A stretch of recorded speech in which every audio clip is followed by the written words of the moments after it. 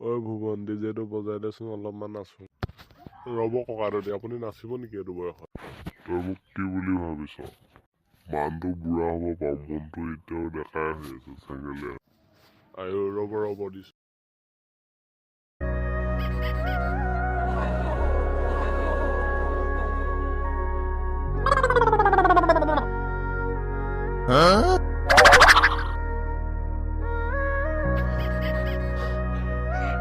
ভাল লাগি গ'ল কেনে নাচিছে এবাৰ তই নাচ মই অলপ চাইডত ৰখি